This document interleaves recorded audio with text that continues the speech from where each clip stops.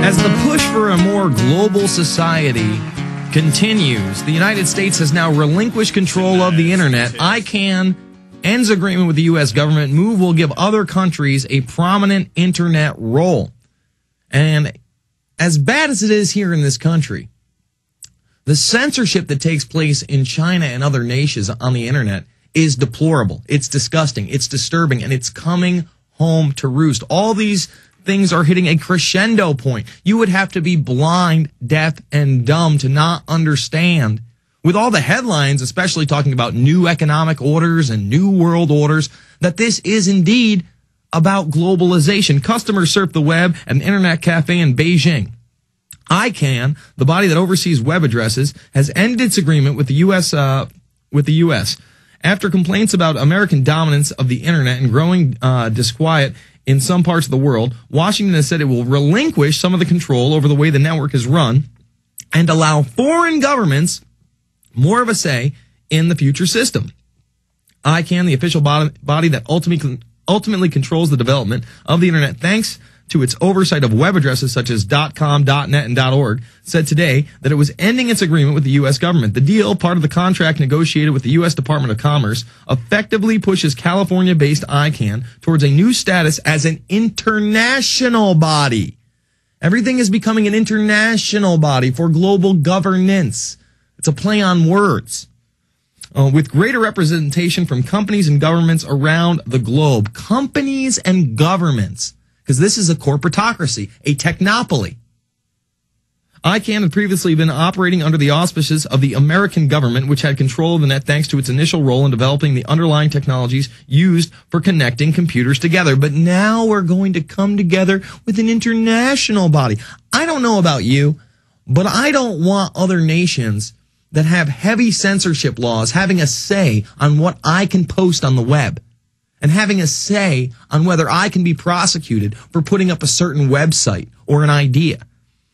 And I've got this story out of Venezuela for all you Chavez lovers that just can't get enough of socialism and dictatorships. Venezuela to outlaw violent video games and toys. Now, who decides what's a violent video game or what's a violent toy? This is insanity. I'm all for having a rating system. I'm all for having parents get involved. But when you're going to ban Grand Theft Auto or Mortal Kombat because, you know, it's the right thing to do, Chavez is a good guy, he's going to help the citizens, it's pure insanity. You want my take on this? I do. You're getting a Texas accent, Bermas. Oh, don't tell me that. Hell yeah, boy. So, Jones, tell us, what's your take on this? I meant to cover that today. I'm glad you're covering it. Doesn't Tony Blair look like a total weasel in that picture? Oh, a big-time weasel. Side issue. No, Chavez is smart. Video games, it has been proven, do dehumanize. That's why people, just from television in the 1950s, seeing simulated murder, people would see blood drip out of somebody's mouth and get upset. Not that they were wimps. It was that they actually associated that as real, so it upset them. Now people don't care when they see humans being killed, but if they see a dog get killed. Remember the Marine killing the puppy? People got so upset.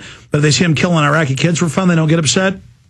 Psychologically, they've lost the capability to be upset seeing humans die. Video games take that a step further, seeing the simulated murders on TV. So, whereas it is very dangerous, and it brings your level to an even lower level of brain waves and alpha state than television, I believe it's people's rights to be wireheads and to become brain damaged and to go into oxygen-starved area. But see, he's doing this. He's already shut down a bunch of his opposition to make censorship sound cool. So by censoring and controlling content at that level, he can then now expand it out to other areas. So that's what he's doing, is setting the precedent with something that sounds reasonable. Bottom line is, Alex. By the way, congratulations on the Infowarrior when you were covering for me on Friday, having Peter Del Scott in. I heard that was a good interview. Oh, it was excellent. I had a great time doing it. There he is right there on... Oh, yeah. Look at that. The Infowarrior. Yeah, if anybody missed that, that's up on YouTube. And obviously, we're going to have the full thing over at prisonplanet.tv. Did an hour and 40-minute interview for my... Hey, that's a good idea, because we keep doing all these incredible interviews. We need to take all these interviews and upload them up for the members up there. Yeah, because, you know, some people don't want to go through the entire 3 or 4 hour show that you and I broadcast, and just some of these interviews, especially the in-studio ones, that we've taken to the next level. It is up on prisonplanet.tv, the live interview, but I meant the tapes. Because you also, you know, we had him here for your film. But look, I'm going to get out of here, Bermas. Just remember, it's good they're banning babysitting. No more free association. You can't have the neighbor kids over for even breakfast now. They're banning $50 million fines for garage sales. It's all good. They're banning homeschooling in some states, too. And when you say things like that, people don't understand how serious CPS is. I've got to look in my stack here. But fewer face lockout for failing to get vaccination. Now, these are mandatory vaccinations for school kids in Texas. It's all color of law. Exactly. But what they're trying to do here is saying, well, at some point, even with the waiver forms, if your kid's not here, if we're not letting them come to school, they'll become unexcused absences. And if you get 10 of these unexcused absences, all of a sudden you're truant. And when you're truant, we have to call CPS, so you're going to get a visit, and you're going to have your child possibly taken away from you. I know there's no mandatory vaccinations except for when I read it out of the Abilene Online. As hours passed Wednesday, and this is from September 30th, the number of kindergartners and 7th graders in Abilene Independent School District and Wiley ISD still in need of mandatory vaccinations continue to dwindle because they intimidate the parents. They say you have to take this. Kindergartners, 5-year-olds, you have to take the shot. Consequently, fewer students faced being turned away from school today for failing to meet new state vaccination guidelines for kindergarten and 7th grade students. The Texas Department of Health had set today as the deadline for students to be in compliance. That word compliance, you hear that from law enforcement a lot. Get in compliance, boy. It's ridiculous. It's awful. Students in those grades could be allowed in classrooms today, however, if they have received exemptions for medical, religious, and conscientious reasons. See, here they admit, okay, there are exemptions, but we're still going to intimidate the hell out of you. Roughly 250 AISD students in those grades, down from more than 400 on Friday. So within 4 days, they got another 150 people to be in compliance, and 30 Wiley ISD students in 2 grades, down from 45, lacked the appropriate vaccinations as of late Wednesday afternoon. The students will not be allowed back to school until their records are up to date, saying your child isn't entitled to an education if he doesn't take the mercury, if he doesn't take the formaldehyde, if he doesn't take the squalene. Parents of students without proper immunizations in Abilene and Wiley will be called if the students arrive at school unattended. Wiley Superintendent Joey Light said students absent proper immunizations will be required to wait for their parents in the library. In Abilene, Perkins said students likely will wait in the school clinic.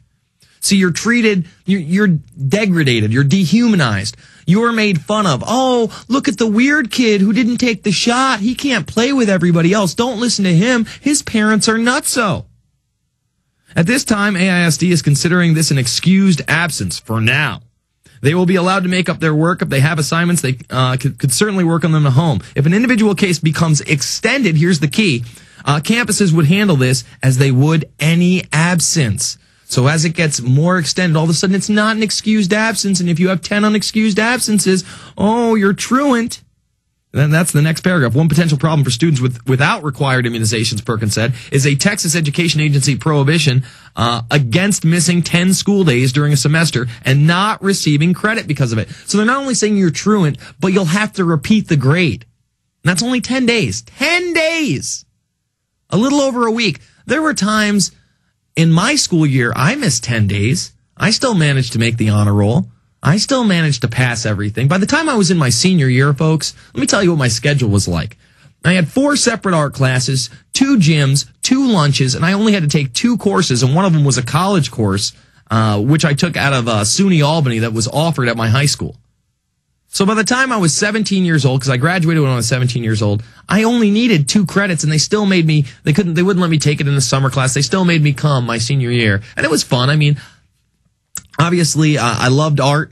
I chose graphics as a profession before I got into filmmaking and doing this radio show / PrisonPlanet.tv show. But give me 10 school absences. I think my senior year, too, I missed more than 10 days. There wasn't a big reason to go. And for them to intimidate kids like this and then say, remember, there are no forced vaccinations. This sounds like a forced vaccination program to me. And then they come out openly say, yes, all the military will have to take the shot as well. It's mandatory. All National Guard members, members of the Defense Department, everybody in the Army and Navy, Air Force, you will be required to take the shot. And in other vaccination news, a Supreme Court ruling basically told, I think it was 8 soldiers who stood up against this mandatory anthrax vaccination they're trying to bring into the military. They said, look, we're not taking this thing. This is dangerous. They said, no, you're going to take it. Why are they trying to force us into taking shots? Well, one, it's big business. Number two, it's in many cases a live cancer virus and a slow, soft kill weapon. And again, this girl who dies, and the media hypes it up all of a sudden in the very beginning. It's not talked about in the United States, but the Telegraph and the Guardian are like, man, it looks like this girl did die from the shot. I mean, she died 2 hours after she took it. But then U.S. News and World Report comes in and they say, no, that's not the case. The shot is delicious and nutritious. Please take it. And then they try to blame it on a tumor in her chest.